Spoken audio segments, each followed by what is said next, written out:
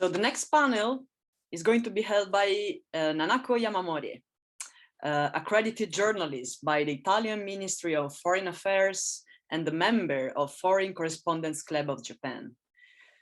She has started her career as an Asian correspondent for Bloomberg News and has become the first Asian TV reporter in the history of Italian journalism. Good morning. Good morning. Mrs. Yamamori, good morning. Good morning. Thank you very much for invitation to this panel. Okay, I'm going to start right away. I'm going to separate my presentation in two parts. How the situation and people's attitude has been changing for the past 10 years in Japan. For the last 10 years, it means the period of Great East Japan earthquake in 2011 to this year's Tokyo 2020 Olympics. So just the last week, many of you have seen already on newspapers, the 11th of March was the 10th anniversary of the earthquake. And the second part, I will focus on a series of events of political, social interest and importance happening in Japan right now. Mainly the problem is the sustainability, food loss, and the stability of production. So how the government is trying to reduce food waste and what's the current business trend and how people have been reacting to these changes. And now I'm gonna show you some slides. Okay.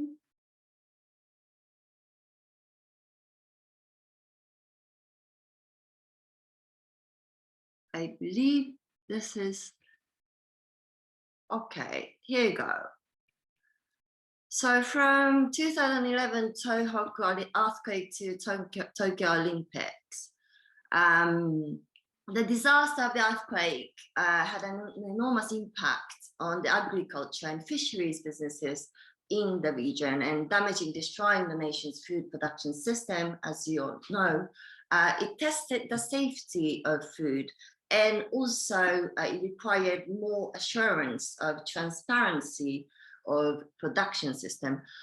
There were two immediate problems. One, there was not enough food or energy for victims of earthquake, and the region's transport system was completely destroyed. So many people are left without home, no energy, no electricity, no food. It's not that they starved to death, but it was difficult to bring food to those people. And I remember actually there was an Italian restaurant in Tokyo called Elio, and he's probably one of them, that's one of the most authentic Italian restaurants in Japan. And the chef, the owner of the restaurant, was going to help doing volunteer work and cooking pastas for victims in the region almost every week. So that was one problem. And then secondly, there was obviously disruption of food production, especially fish, dairy food, processed soya, and vegetables from these regions. It's a big actually area of the prefectures which produce these foods for the domestic market. So factories and farms were destroyed physically, logistics were not functioning, no energy to operate factories and farms. So the region is known for the production of seaweeds, vegetables, and fruits. The region is Miyagi, Iwate, Sendai. These three prefectures generate 10 to 12% of all domestic fisheries production. So the problem was not just difficulties to bring food to the victims, but also the production system of the region was destroyed. So it created a chain of problems at the time of earthquake for the rest of domestic market. And why this problem has become even more serious at the time of crisis. The simple answer is that Japan is not self-sufficient. So the level of self-sufficiency in food is dropping. Last year it was around 40%. It was actually a record loss, and it's the worst figure among industrial countries. So what it means, Japan is not a major food producer. The country is not producing enough food for the domestic market. And the country is dependent on exported food, mainly from Hong Kong, US, and China. And even some essential food like rice is imported. So there's a rising concern for food safety, and many farms and water are contaminated by nuclear radiation. So even though some factories were not destroyed and all the factories were functional, logistics were functional, but soils and water were contaminated, and there was a rising concern for food safety, how safe the food was. I remember when I visited some destroyed area in May. That was just 2 months after the earthquake, and I was talking to a farmer who had an organic vegetable farm, and everything was functional in terms of facility and transport, but it became actually all useless, but because nothing from the farm was safe to eat. When I visited a supermarket in Fukushima right after the earthquake, I saw prices of fruit and vegetables. There was about a third of the average or even less. So basically the problem was no consumers, nobody wanted to buy anything or coming from this region. So reconstruction and revitalization, what happened for the last 10 years? The industry has made a great recovery, and in most production has recovered to the levels before the March 2011, agriculture, forestry, and also fisheries, they're operating today. Just in some areas of Fukushima, the product prices are still slow to pick up. But I think most of the productions are now recovered, and many countries also lifted a ban, as a consulate from, Japanese consulate from Milan was Mr. Mamiya was talking yesterday, lifted a ban on food exports. And you see in Japanese supermarkets regularly products from this region.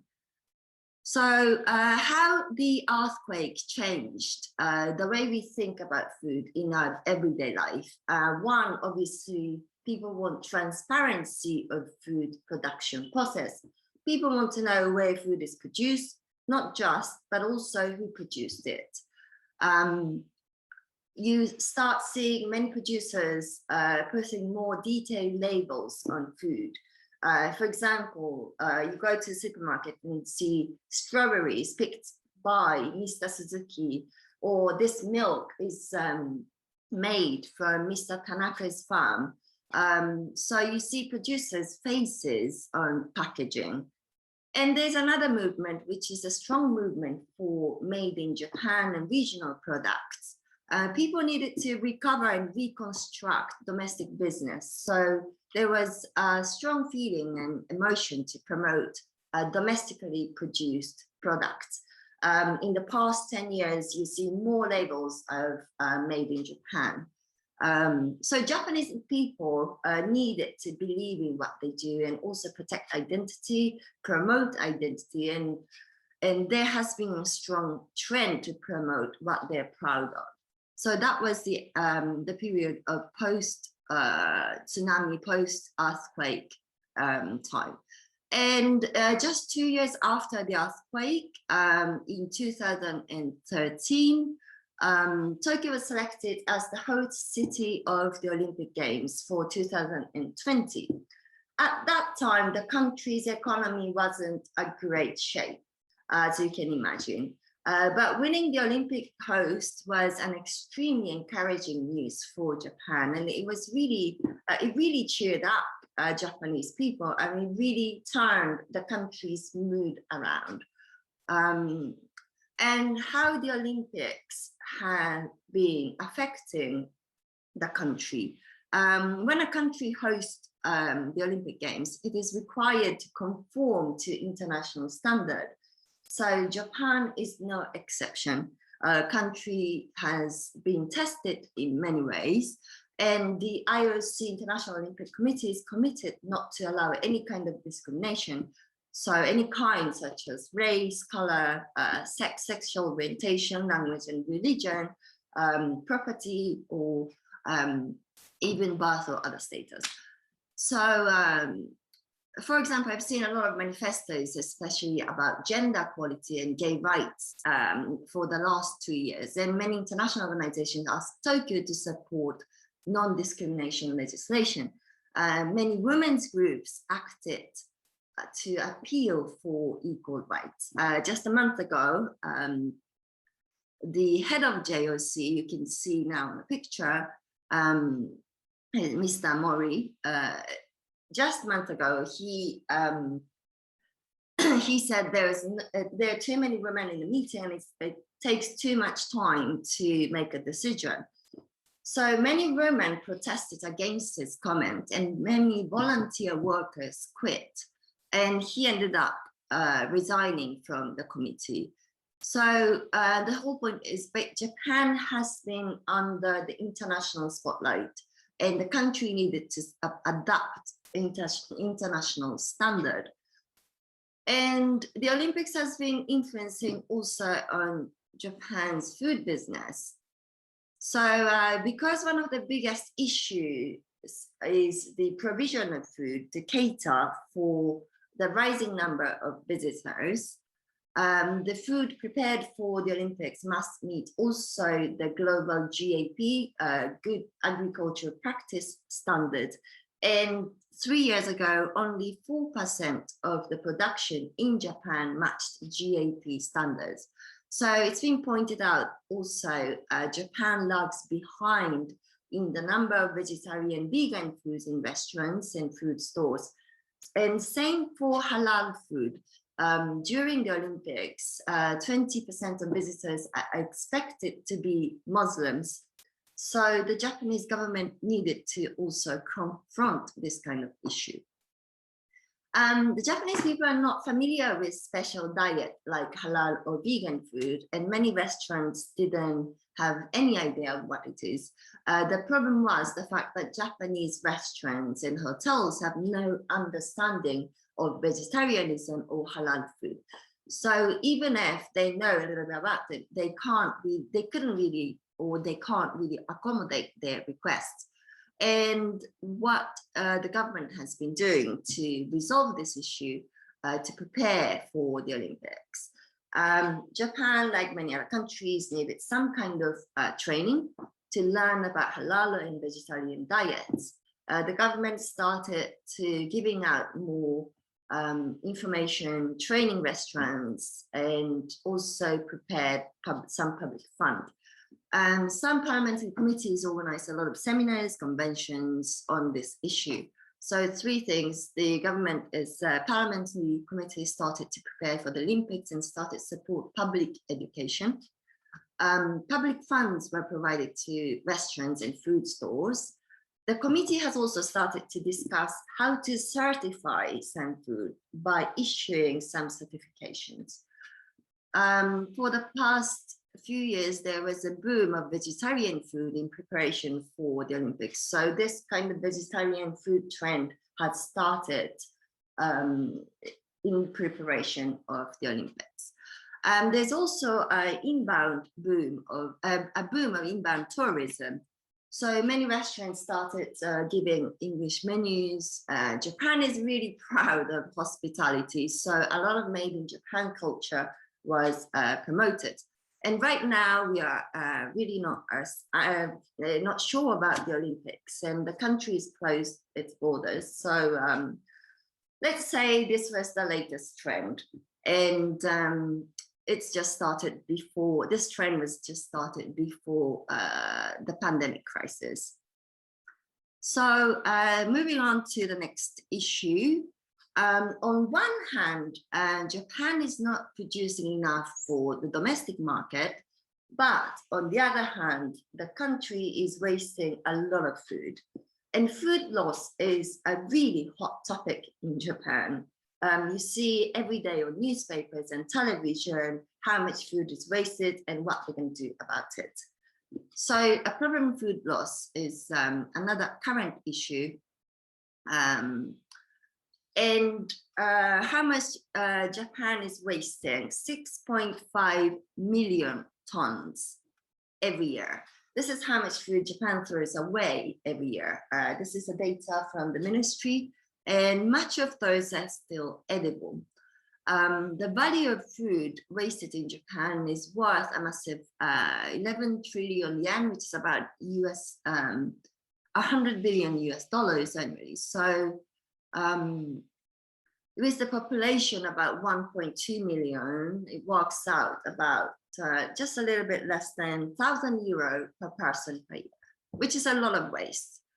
And COVID crisis has also highlighted the problem of food. Like many countries, restaurants and bars were closed, and they started making more effort how to cater without accommodating clients in the restaurant. What people are doing to reduce food losses. There are some recent businesses for food sharing platforms and systems.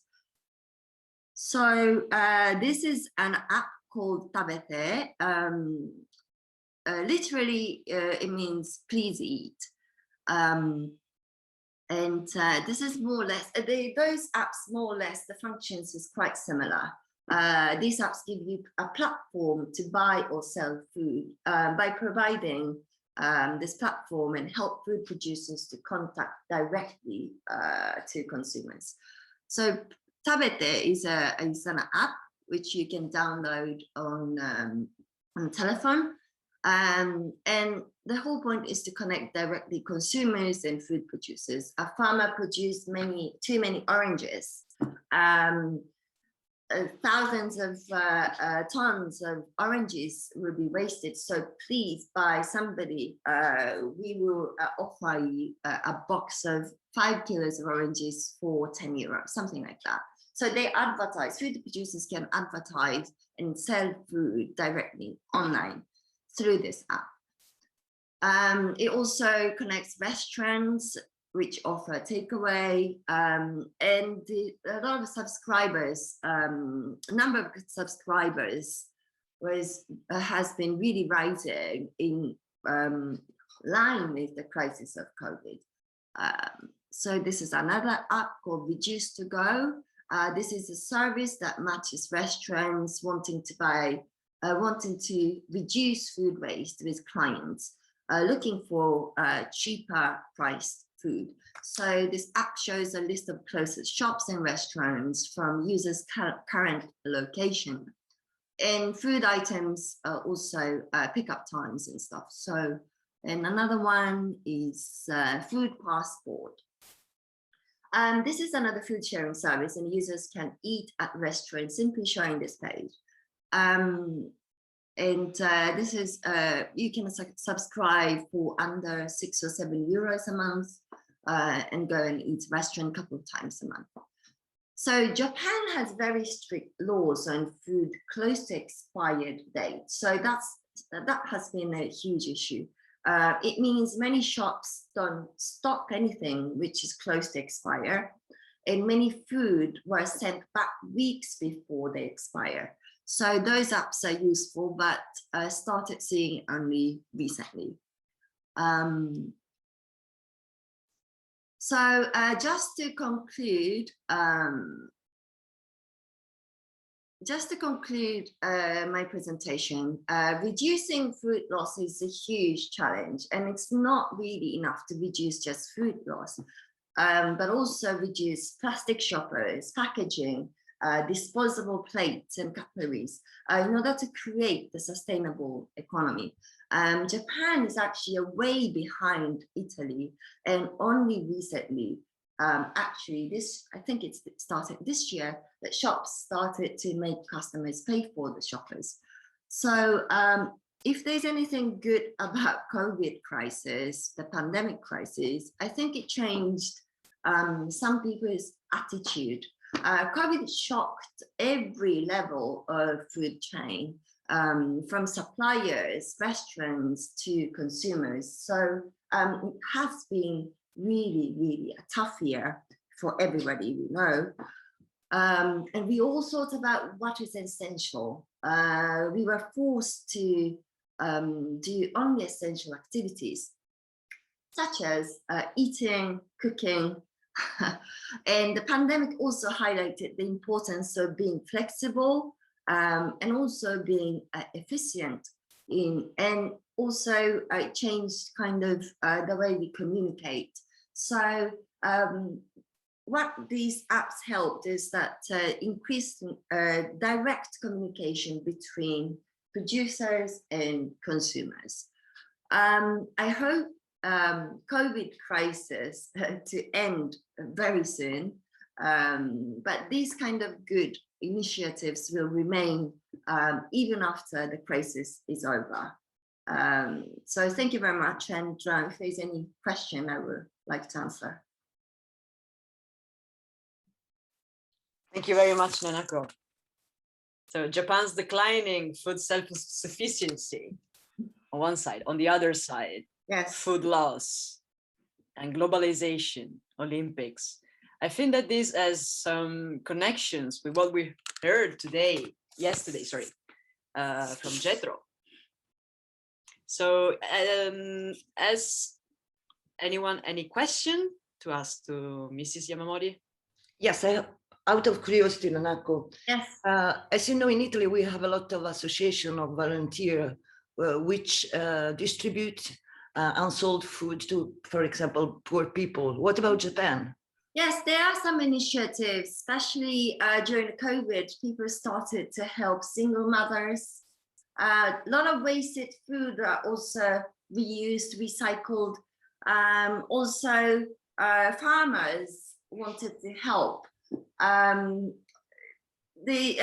Not just restaurants and bars suffer during this crisis, but also school canteens, universities, they have canteens to accommodate students, and schools were closed. So what they're going to do with the food, there are a lot of volunteers and workers also distributed food for people who needed in time of crisis. And also, I mean, it was very, we also had to experience how expensive it is to cook always at home. It's not always cheap to cook everything at home. So I think people really have economical problem. There were some initiatives to help people. I think that what is very important to kind of balance between the production, and the production goes to the right people and not get wasted. Thank you. Thank you. I have another question. Okay. And do you think that the attempts from Japan to promote Japanese food and Japanese culture abroad could be a countermeasure to Japanese declining food self-sufficiency? Yes, I think, we all heard from Jethro and Concert that they're trying to promote Japanese food abroad. And they are trying. But Japan is not a huge food producer, so they can sell, but they can probably not produce that much. I mean, they don't produce enough for the domestic market. Just because they focused on machineries or automobiles, that kind of product for years as export valuables. So they didn't probably consider that much, and there's probably not enough resources to produce that much food. But certainly, food is an interesting product to be promoted and abroad, and I'm sure there's a room to produce more, and I'm sure it's a matter of balancing. Maybe people don't need more cars, and they need more food. So if the government changes and kind of strategy to adapt to current issues and current demand, that could be possible. Thank you.